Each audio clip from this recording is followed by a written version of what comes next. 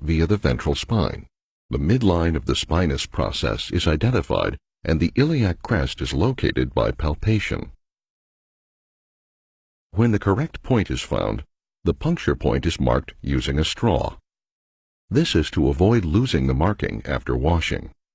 The area around the puncture point is washed with colored chlorhexidine. The procedure is carried out aseptically, but without sterile drapes. The area around the puncture point must remain sterile during the whole procedure. Correct placement of local anesthesia is important for how the patient experiences the procedure. 10 milliliters of xylocaine with 10 milligrams per milliliter of adrenaline is normally used. When the needle reaches the periosteum, the anesthesia is given time to work before the numbed area is expanded by angling the needle in 4 directions.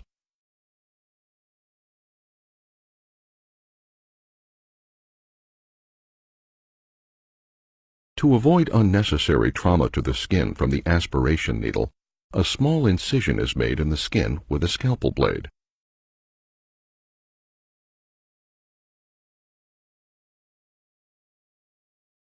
Disposable and reusable aspiration needles are available.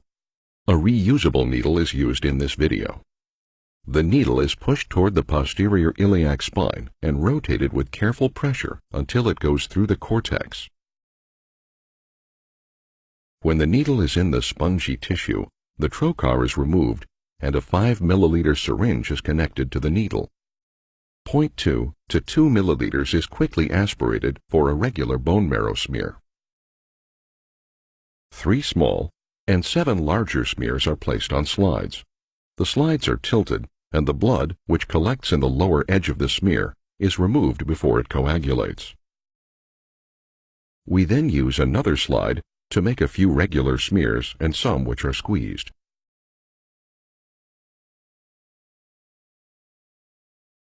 The smears are dried with a fan before fixation and staining. A new aspiration needle is used for aspiration for flow cytometry. 0.5 milliliters of monoperin is placed in the syringe in advance to stop the aspirate coagulating.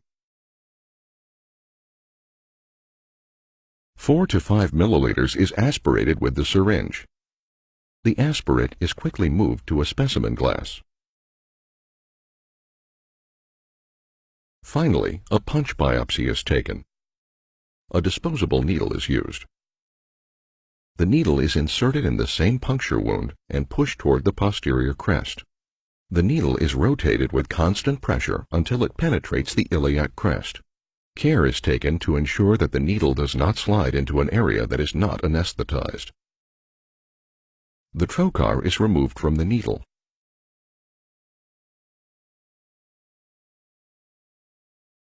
The rotation of the needle is continued until it has penetrated deep enough into the bone marrow.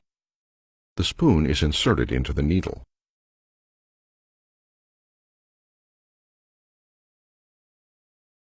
The biopsy needle is rotated without pressure in both directions to cut the biopsy loose.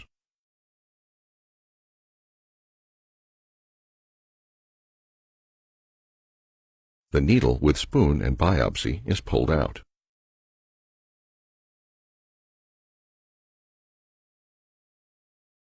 The spoon is carefully removed from the needle and the biopsy is put in fixation fluid using a blunt trocar.